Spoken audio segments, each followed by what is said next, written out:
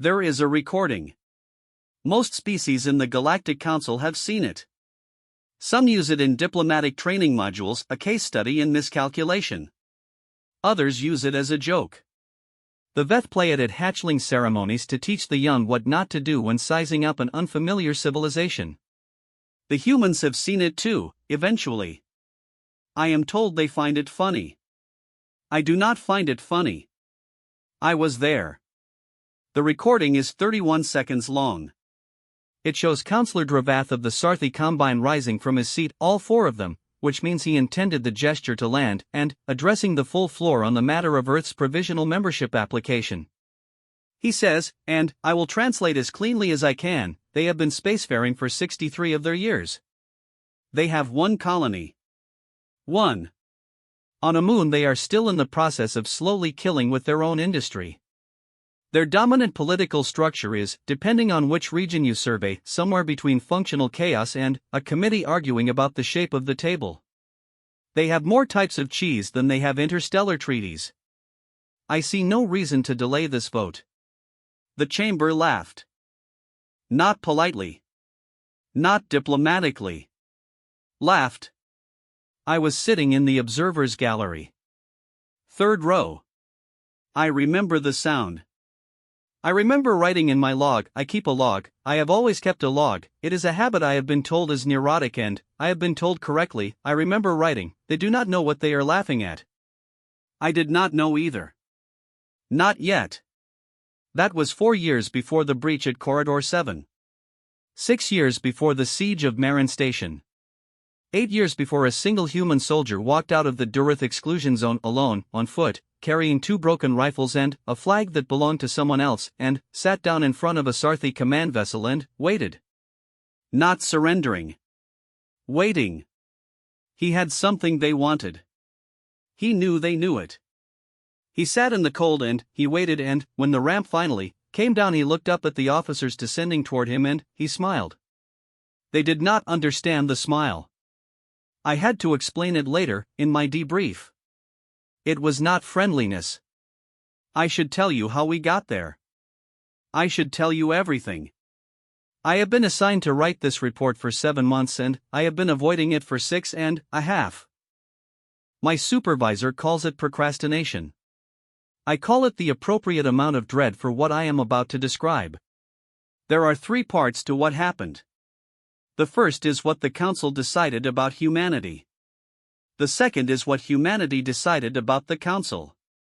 The third is what none of us, not the Council, not the Sarthi, not me, not my supervisor who keeps leaving passive-aggressive scheduling requests on my terminal, saw coming at all. Start the recording. My name is Overseer Candidate Sarath Vel, and I want to begin by clarifying that I did not ask for this assignment. I want to clarify this because it matters for context, and because I have been blamed, in various unofficial but pointed ways, for several of the outcomes described in this report.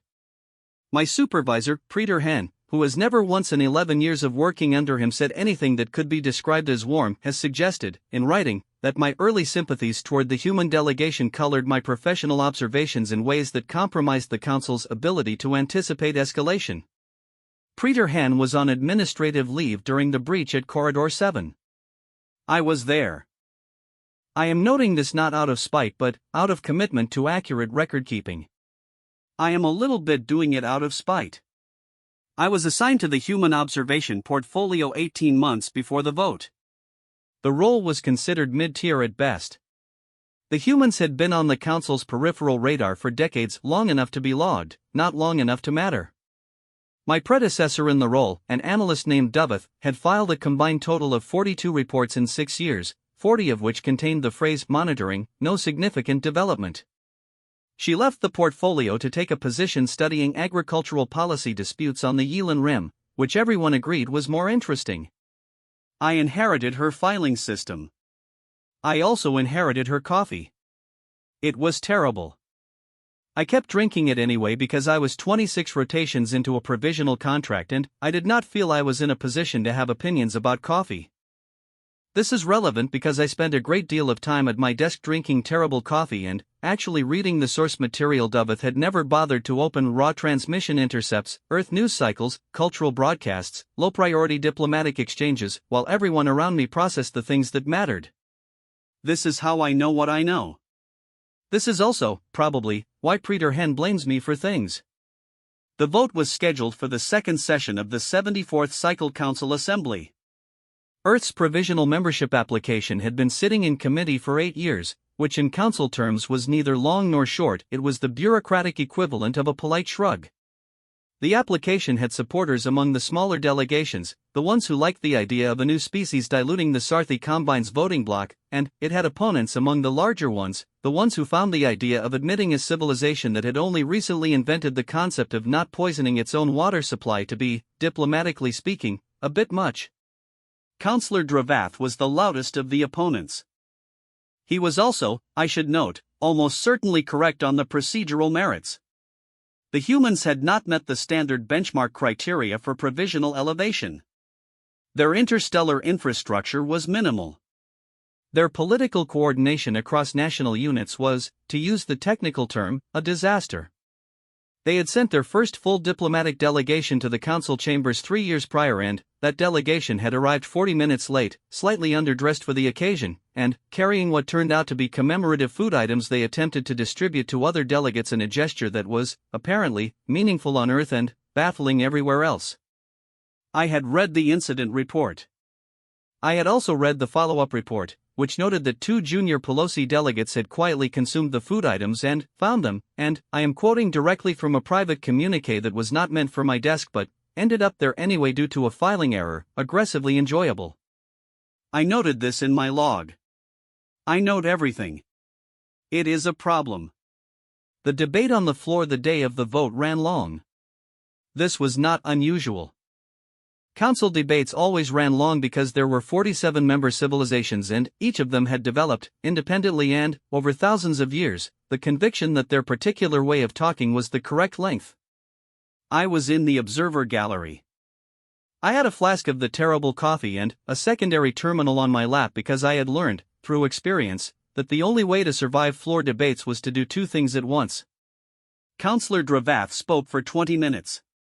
His argument, compressed, humanity was not ready, the application was premature, provisional admission would set a precedent that would degrade the standards of the council, and, furthermore, the humans had, at their most recent bilateral summit with the Sarthi Combine's trade representatives, argued for 45 minutes about the temperature of a meeting room before any actual agenda items were addressed.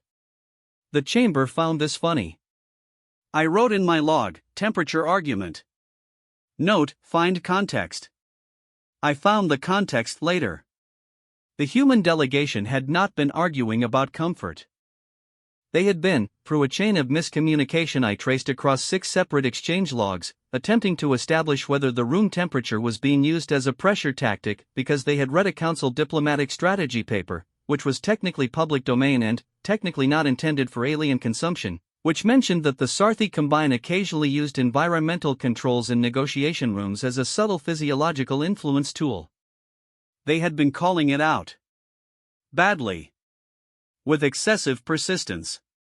In a way that read as bizarre rather than strategic, because no one in that room understood why they cared so much about the temperature. But, they had noticed.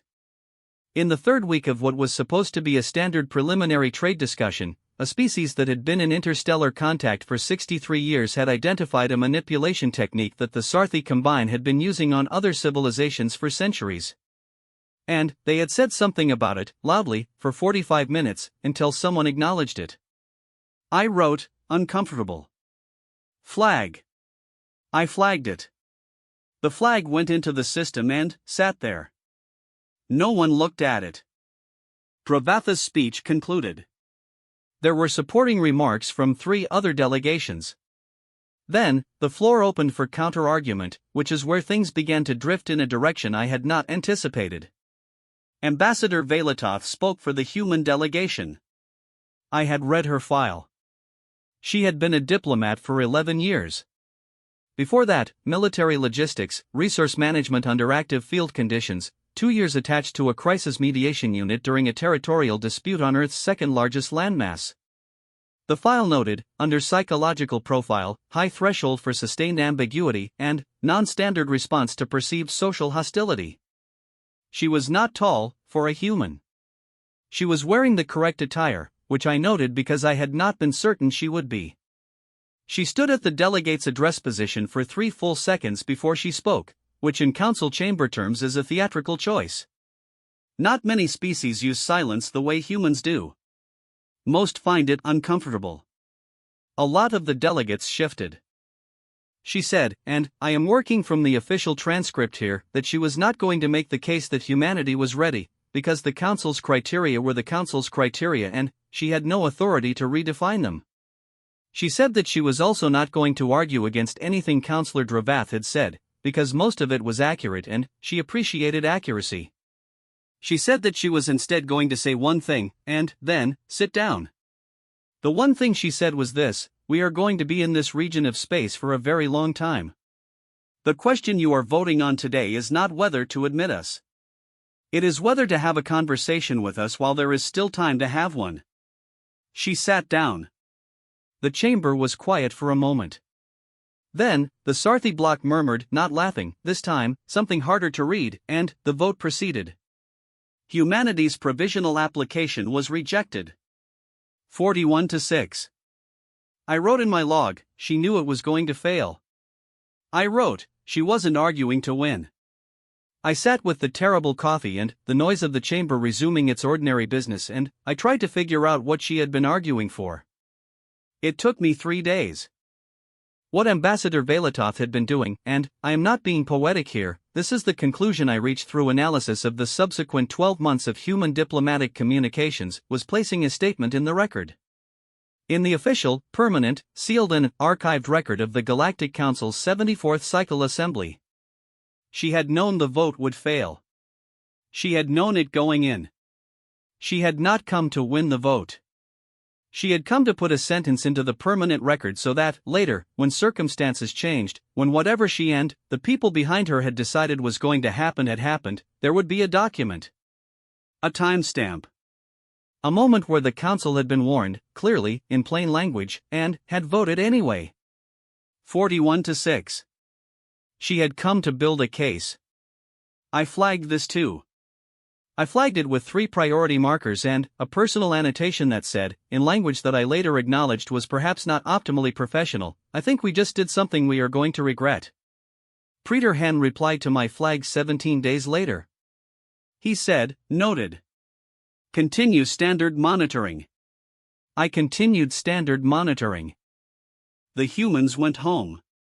For approximately 4 months, nothing happened. The council moved on to other business. The Sarthi Combine began a new round of territorial negotiations with the Durath Coalition over access rights in the Corridor 7 region, a dispute that had been simmering for years, quiet in the way that very hot things are quiet right before they are not. I read the briefings because the Corridor 7 region was adjacent to a transit lane that 3 human colony supply ships used regularly, and I had begun, out of what I told myself was professional diligence and, what was probably something else, to track human shipping routes as part of my portfolio. My supervisor did not ask me to do this. I did it because of the temperature argument. I did it because of the sentence in the permanent record. I did it because Ambassador Velatov had sat down and I had seen her face in the moment before she sat down, and she had not looked like someone who had just lost. She had looked like someone who had just started. In the 5th month after the vote, a human cargo vessel, civilian registry, standard supply run, crew of 9, was detained by Sarthi security forces at the edge of the Corridor 7 transit zone. The official reason given was documentation irregularity. The vessel was held for 11 days.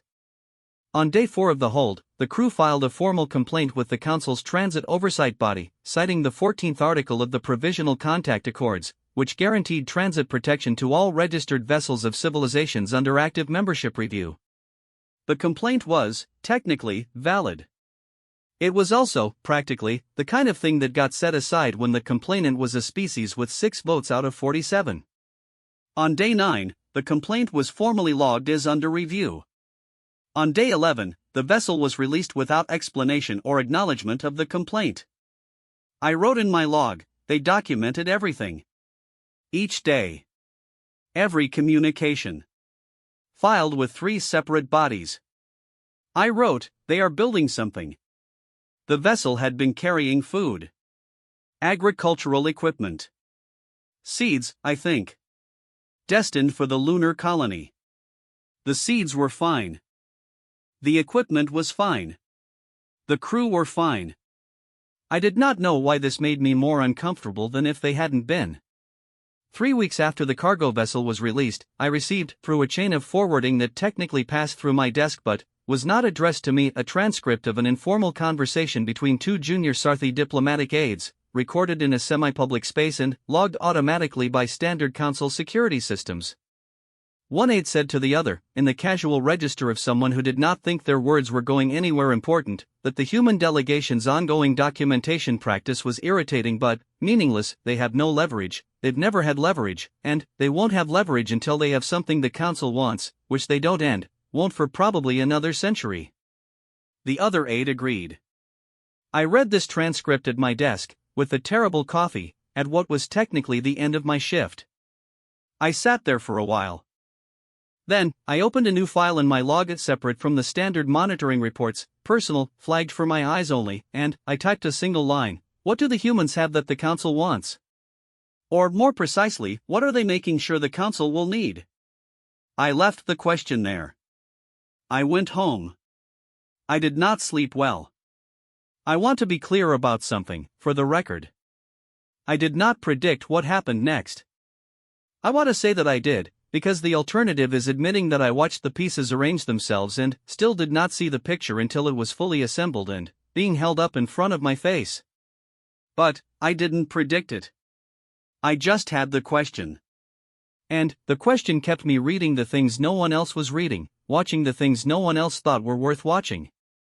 When the breach happened, when Corridor 7 lit up and the Sarthi Durath ceasefire collapsed and 3 simultaneous flashpoints opened in the span of 6 days and the council chamber went from organized deliberation to something I can only describe as 47 civilizations all trying to express alarm in their own unique way at once, I was already at my desk.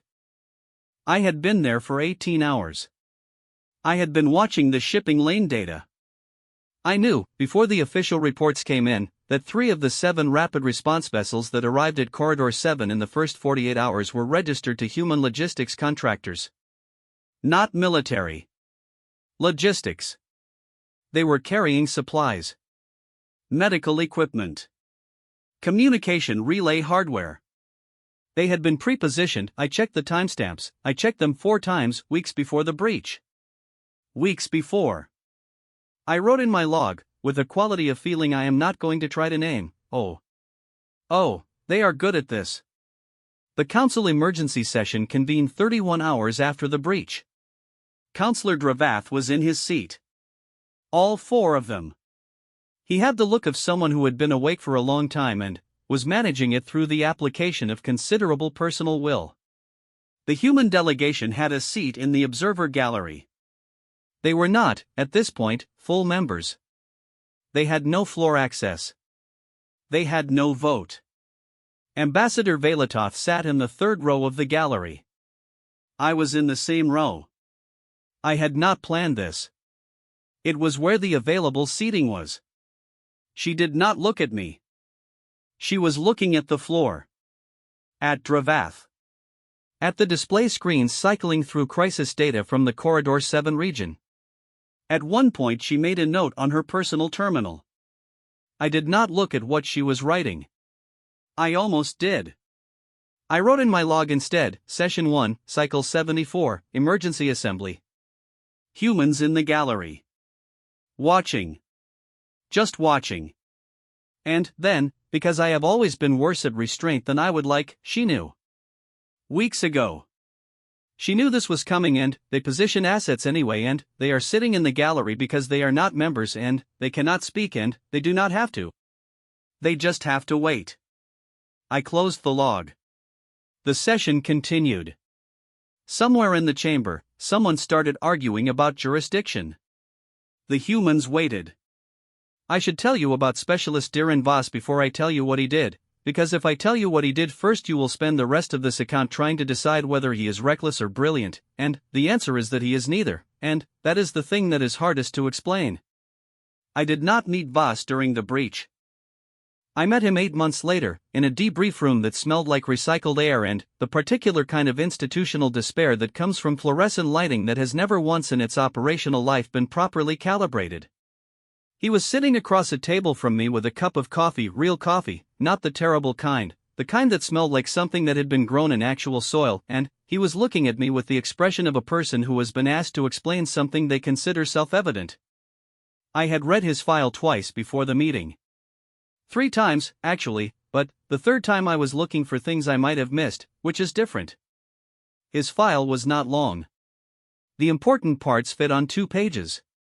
Before Corridor 7, 7 years of logistics and supply operations, 2 contested space deployments, 1 commendation for sustained mission performance under resource constraint, which is the military's way of saying he kept things running when they shouldn't have been running. No disciplinary flags.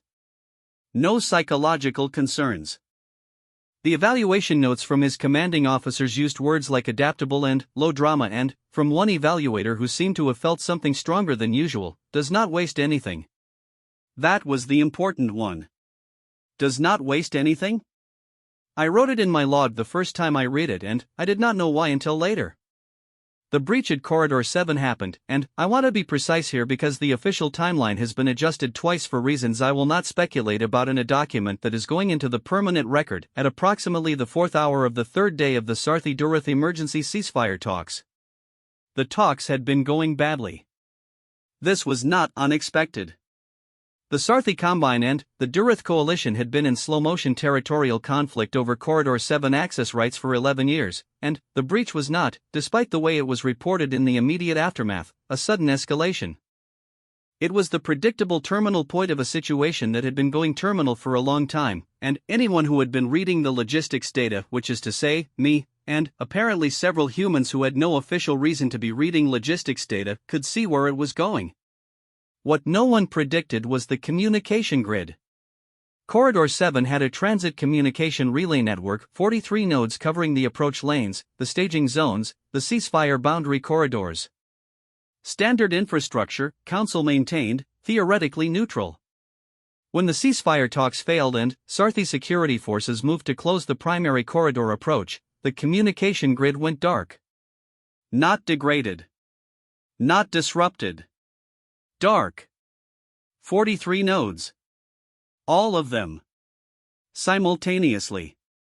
I was in my office when it happened. I had 3 different data feeds open and a 4th terminal running system checks, and I watched the nodes drop in real time, one after another in a cascade that took less than 90 seconds, and I felt the particular quality of cold that is not temperature. The Council emergency channel lit up immediately. 47 delegations attempting to understand what they were looking at. The Sarthi bloc issued a statement within 4 minutes claiming technical malfunction. The Durith Coalition issued a counterstatement within 7 minutes claiming deliberate sabotage. The remaining 45 delegations spent approximately 3 hours arguing about which claim was accurate, while the Corridor 7 approach lanes, and the 3 human supply vessels that happened to be in them, sat in a communications blackout. I pulled up the shipping manifests for those 3 vessels. The human cargo ship from the earlier detention incident. 2 more, registered to the same logistics contractor, loaded 6 weeks earlier. Weeks before the breach. Prepositioned. I opened a new document. Not my official log. The personal one. I wrote, they are in there. 3 vessels. 9 crew on the first, 11 and 12 on the others. 32 people. Corridor 7. No comms. I wrote, what do the humans do with 32 people and no comms? The answer, it turned out, was something no one had considered as a tactical option because it was not, technically, a tactical option. Specialist Voss was aboard the 2nd vessel. Logistics crew, not military officially, because the distinction, I learned much later, was meaningful to the humans in ways that were primarily bureaucratic. He had been attached to the supply run as a systems resilience consultant, which is a job title that appears in exactly 0 standard council occupational registries and which I believe the humans invented specifically for deployments where they needed someone on site who could do whatever needed doing without requiring a chain of command to authorize each individual decision. He was 29 years old. He was, by all accounts, unremarkable looking in the way that means people looked through him rather than at him. He had, before going into the corridor, downloaded 6 months of Sarthi Combine Communications infrastructure documentation from a public domain technical archive. The kind of documentation that is technically available to anyone and practically read by no one because it is extremely boring. He had read all of it. I know this because when I finally sat across from him in the debrief room, I asked him what he had been doing in the 3 weeks before the Corridor 7 deployment, and, he said, with the flat practicality of someone describing a thing they consider obvious, reading their manuals. I wrote that in my log immediately. He watched me do it. You write everything down, he said. Yes. Nervous habit? Thoroughness. He looked at me. He had blue eyes. Humans have a range of eye pigmentation that I had read about but not previously observed at close range, and blue is not the expected color when you have been primarily processing data rather than faces. He said, okay. And went back to answering my questions as if the exchange had not happened. In the communications blackout, 91 hours, which is the confirmed duration, though the Sarthi block's official accounting places it at 72, and I am noting this discrepancy for the record, the 3 human vessels did not do what everyone expected them to do. Everyone expected them to hold position. Wait for the blackout to lift. Standard protocol for civilian vessels caught in an active ceasefire zone: do not move, do not escalate, wait for authorized clearance. They did not hold position. They also did not run.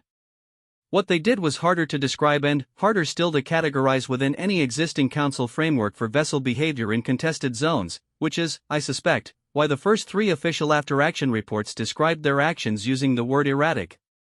The 4th report, which I helped write, used the word deliberate. The 3 vessels split. The first, carrying food and agricultural supplies, moved toward the Durith coalition boundary and broadcast a continuous medical distress signal, not a standard distress signal, a medical one, which under Article 9 of the Council Transit Protection Accords required any vessel within reception range to acknowledge, regardless of active conflict status.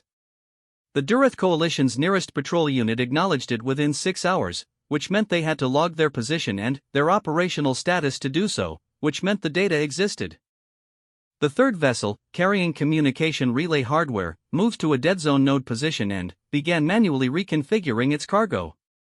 Voss was on the second vessel, but I'm told the crew on the third was similarly prepared. They were not communication engineers.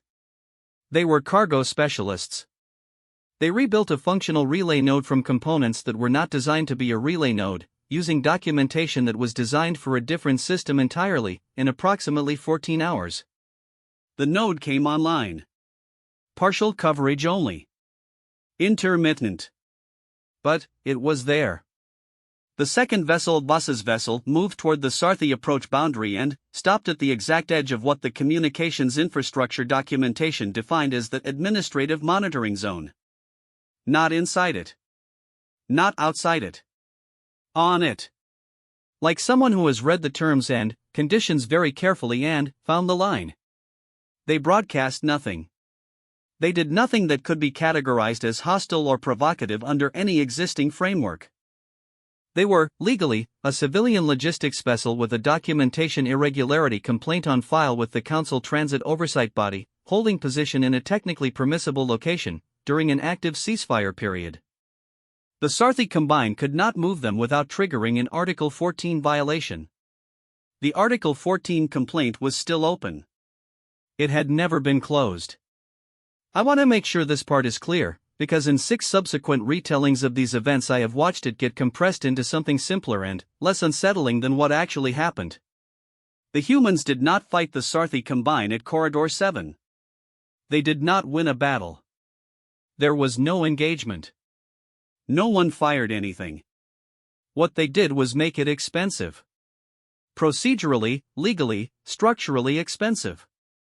They used a 4-month-old detention complaint, an Article 9 medical acknowledgement requirement, a partially rebuilt relay node cobbled together from cargo components, and a vessel parked on a regulatory boundary line, and they turned a 91-hour communication blackout in a crisis zone into a documented, logged, multi-party witnessed event with clean chains of evidence pointing in specific directions. When the blackout lifted, there was a record. Not the Sarthi account of what had happened. Not the Durath account. Not the Council's preliminary assessment, which had been assembled without reliable data. The human vessels had data. Timestamps. Communication logs. Position records. A partial relay node's worth of transmissions, fragmentary but real. They handed it to the Council's transit oversight body, which was technically a minor administrative function with limited authority, and which had been sitting on a complaint for 4 months, and which now had evidence. I watched this happen from my office.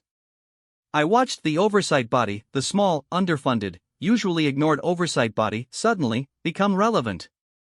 I wrote in my log, they did not need leverage. They manufactured it. Out of documentation and a parked ship and a medical signal and time. Then, 32 people. 91 hours. No military assets. No council support. Then, after a pause that I am going to record accurately here, I do not know what to do with this. The emergency session reconvened. I was back in the observer gallery. I had not left the building in 40 hours and I had eaten something that the commissary called a restorative meal pack and, which I would call an argument against the concept of food, and I had 3 new logs open on my terminal and my stylus had run out of ink during hour 37 and I had switched to a backup stylus and then a second backup stylus and I was currently on a pen I had taken from a supply closet that technically belonged to someone else. I noted this in my log. I note everything. I know. The council floor was different than it had been at the first emergency session. The argument about jurisdiction energy had shifted. There was a quality of attention in the room that I had not seen before, not panic, not the performed calm of delegations that are panicking privately, but something more like the specific discomfort of people who have realized the situation they are in is not the situation they thought they were in. The Sarthi block was present. Dravath was in all 4 of his seats. He was very still. The human delegation was in the gallery. Ambassador Velatov had the same terminal she always had. She was making notes. She had been making notes for 2 days. The council chair called for a procedural review of the Corridor 7 incident, which is the council's way of saying we need to figure out what happened before anyone decides what it means. The Transit Oversight Body's report was formally entered into the session record. 37 pages. Timestamps. Communication logs. Position data. The documented chain of the Article 14 complaint. The Article 9 acknowledgement. The relay node's transmission records. 37 pages that the humans had assembled in 91 hours with 3 cargo vessels, no official support, and a crew that included a systems resilience consultant who had spent 3 weeks reading the enemy's technical manuals. The council read it. I watched Councillor Dravath read it. He did not react visibly. He was not the kind of political operative who reacts visibly. But he read it twice, I counted, and at the end of the second reading he looked up, not at the floor, not at the chair, but at the gallery. At the human delegation. At Velatov. She was looking at her terminal. Making notes. She did not look up. I went back to my office after the session. I sat at my desk with the pen that belonged to someone else and the cold terrible coffee and I opened the personal log and I stayed there for a long time not writing anything. Then, I wrote, the Sarthi Combine has held a majority voting position on the council for 40 years. Their position is built on resource access, territorial leverage, and a track record of being able to resolve crises that smaller delegations cannot. They cannot resolve Corridor 7. They created Corridor 7. And now there is a 37-page document in the permanent record explaining, in precise technical detail, how a species they rejected from council membership 4 months ago unanimously recommended for rejection, including by delegations who are now quietly reading that report for a second time, managed to document the incident better than the council's own monitoring systems did. The humans have not made a move. They have not made a demand. They have not asked for anything. They handed us the document and sat back down. I wrote, "What are they waiting for?" Then, because I had been asking myself this question for months and I was beginning to understand the answer, they are waiting for us to come to them. I closed the log. I looked at the pen. I put it in my drawer. I would return it eventually. That felt like something I would definitely do. I opened the official monitoring report, the one I had to file for Peter Hen. Under significant developments, I wrote 3 paragraphs. Under analyst assessment, I wrote 1 sentence. Recommend elevating human diplomatic engagement to priority tier. I sent it. Peter Hen replied in 4 hours. He said, "Your assessment has been noted. Continue standard monitoring." I stared at that response for 60 seconds. Then, I opened the personal log again and wrote, "He is going to have a very difficult 12 months. I was wrong about the timeline. It was 8 months. And it was not difficult in the way I was imagining. It was worse. The Durath exclusion zone had been a military designation for 6 years before it became a crisis.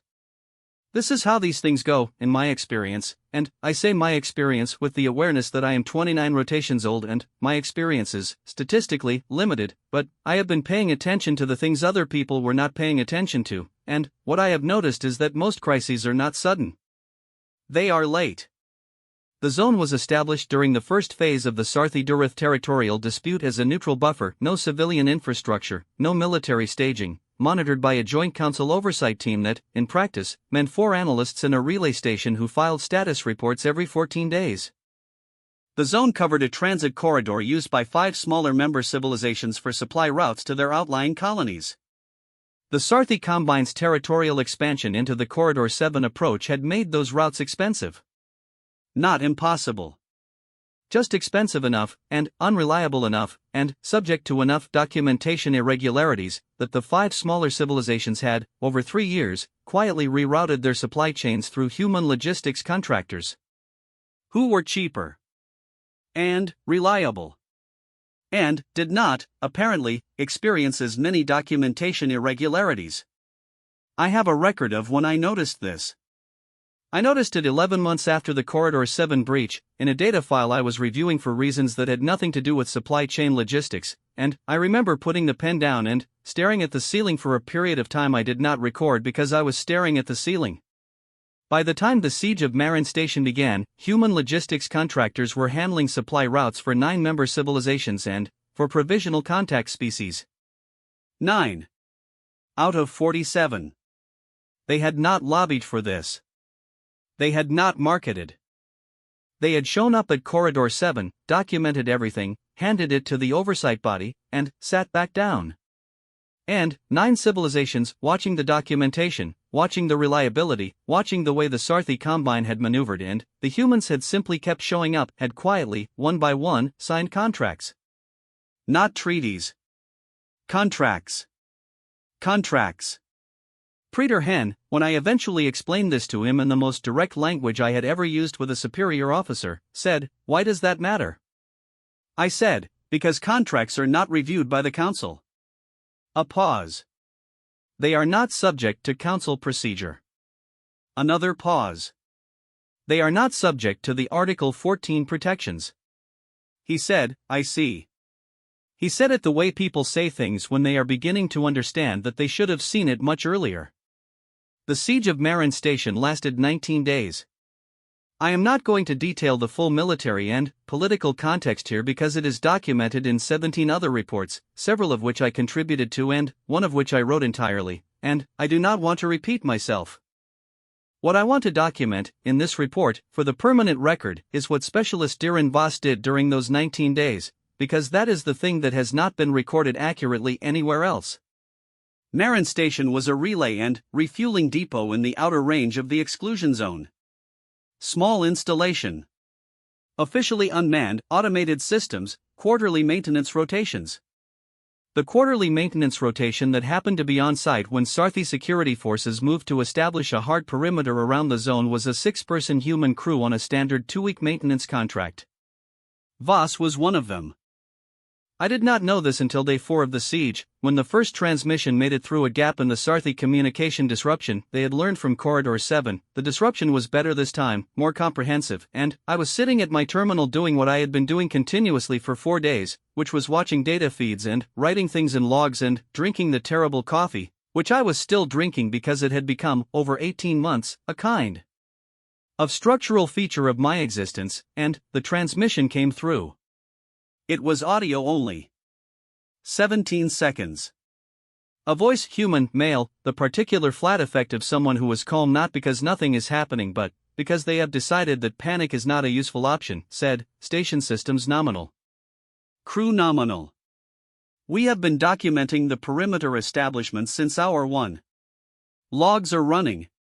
We have identified 3 non-standard signal frequencies in use by the perimeter vessels.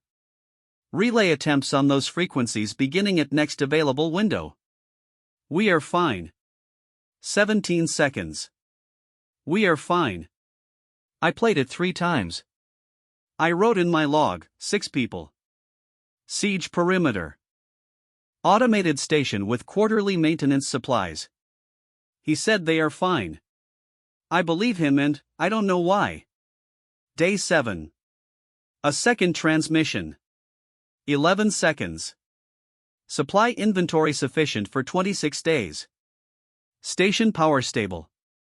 We have established partial relay contact with 2 vessels outside the perimeter. Documenting all communications for record.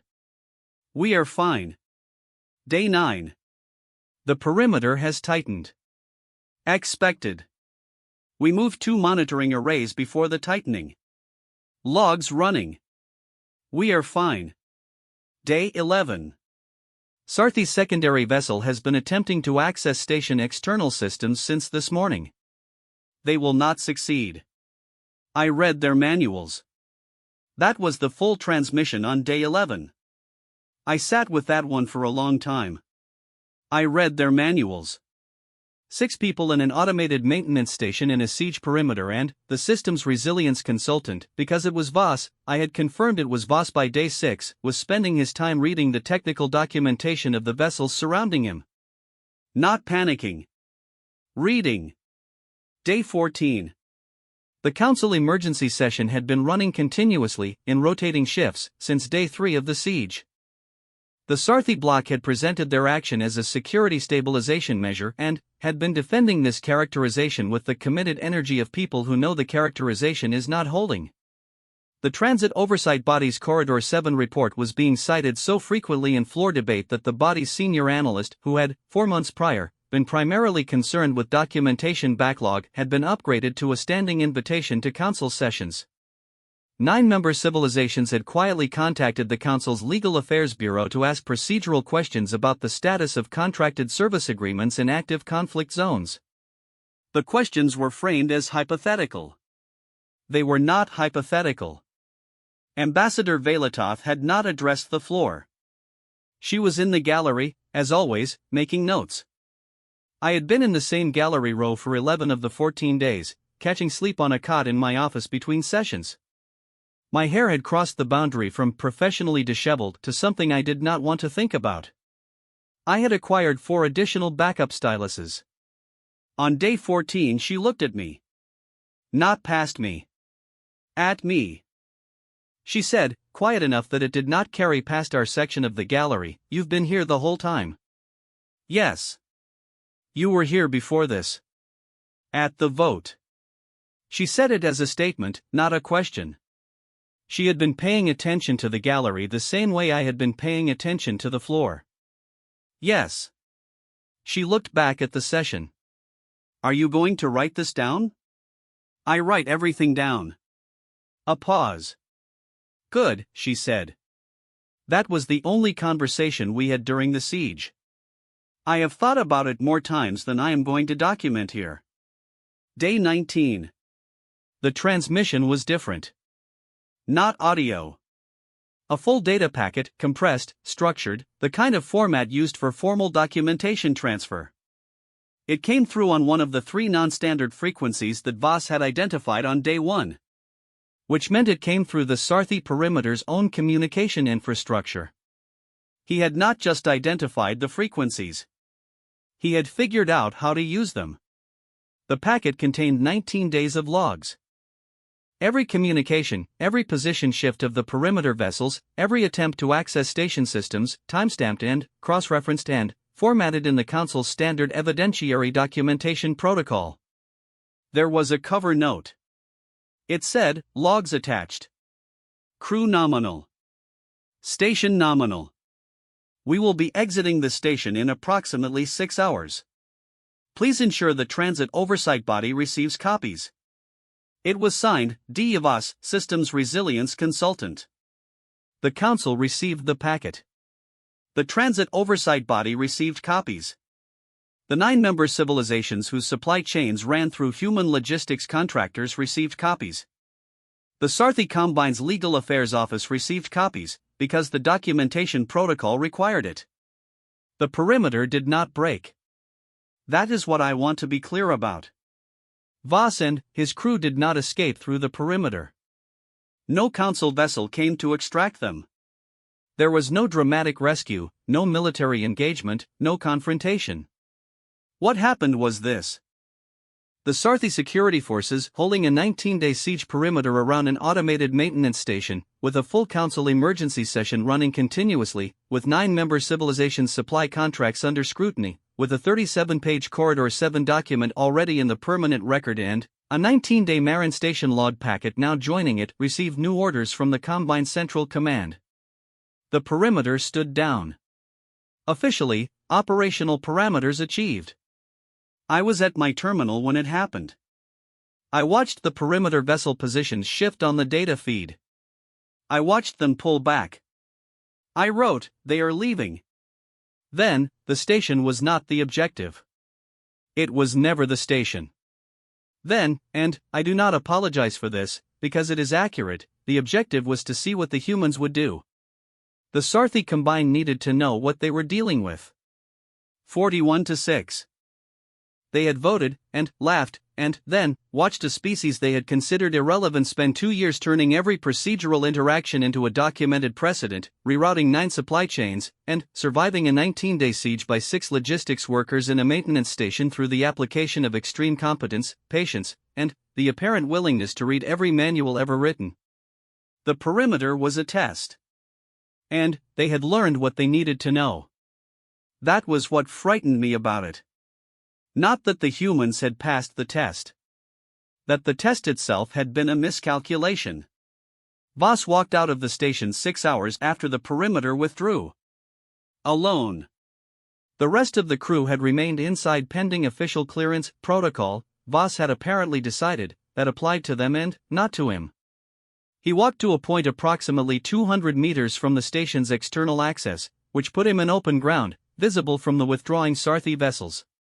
He was carrying 2 broken relay transmitters.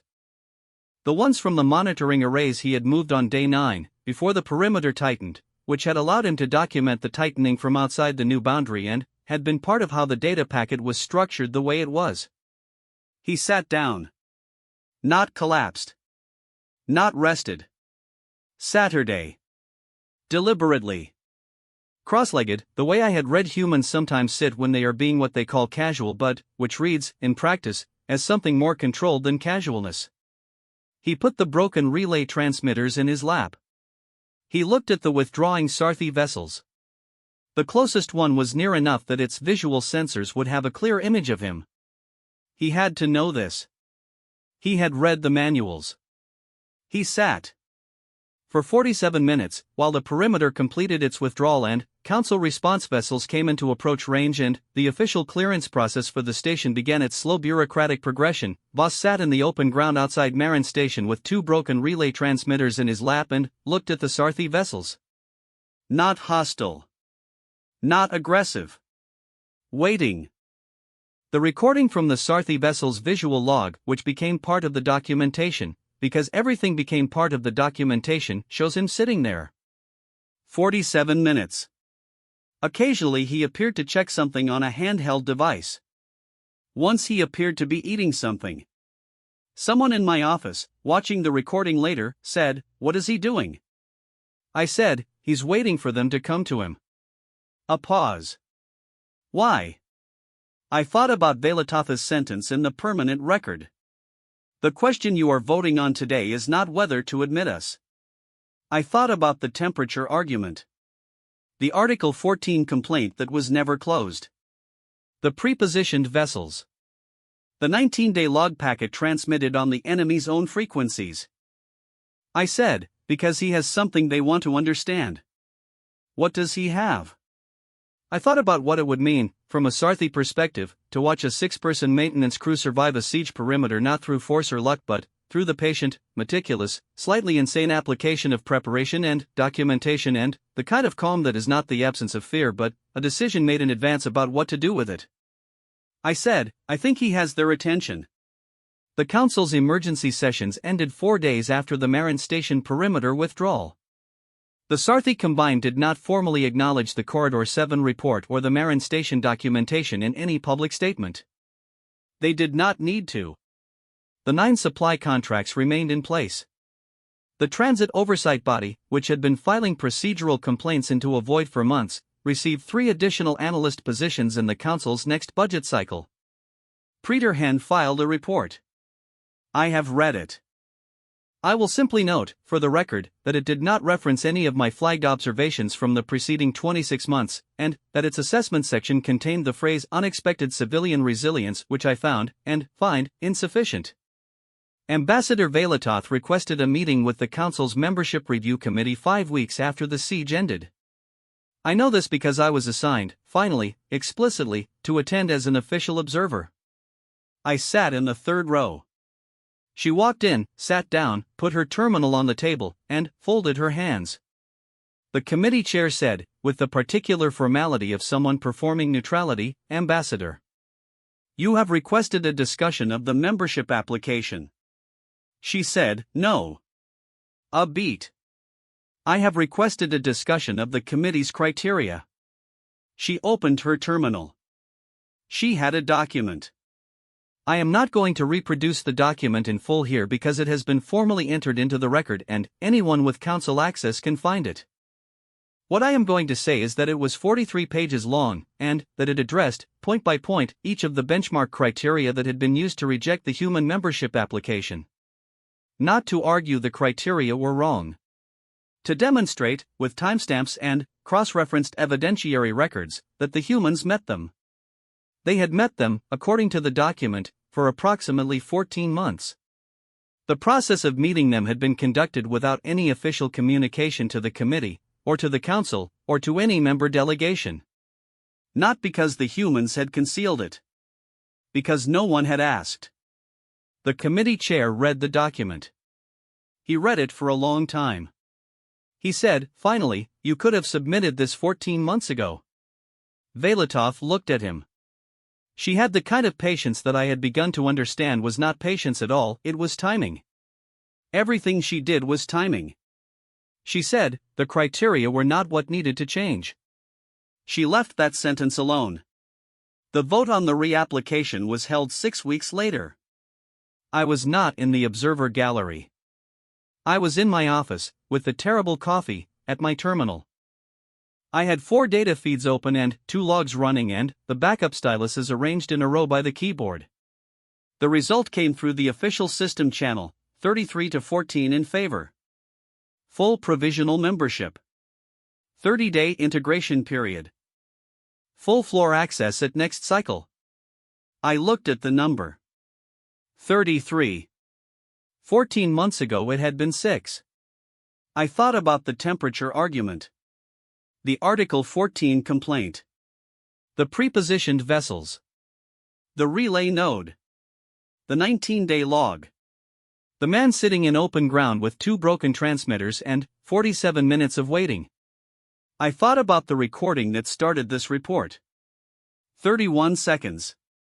4 of Dravatha's seats and the sound of a chamber laughing. I opened the personal log. I wrote, they didn't break any treaties. I want to be accurate about that. The title of this report is misleading. They broke the assumption behind the treaties. Which is different, and worse, and better, and I am going to be a long time figuring out which. Then, they were always going to be here. In this region. In this council. Velatoth said it in 31 words and, we voted 41-6 and, then, they just waited. Did the work. Documented everything. Showed up. Then, after a pause, the man who sat down outside Marin Station. Someone asked me what he was doing. I said he was waiting for them to come to him. That's not quite right. He already knew they were coming. He was just deciding what his face was going to look like when they got there. I closed the log. Somewhere in the council chambers, the vote was being certified. I picked up the coffee. It was cold. I drank it anyway. Sarathel Overseer Candidate, Human Observation Portfolio Galactic Council Diplomatic Intelligence Division filed, 76th cycle, 2nd month note, Preterhen has retired. His position has not yet been filled. I have been asked to continue standard monitoring in the interim. I will continue standard monitoring. I will also continue reading everything.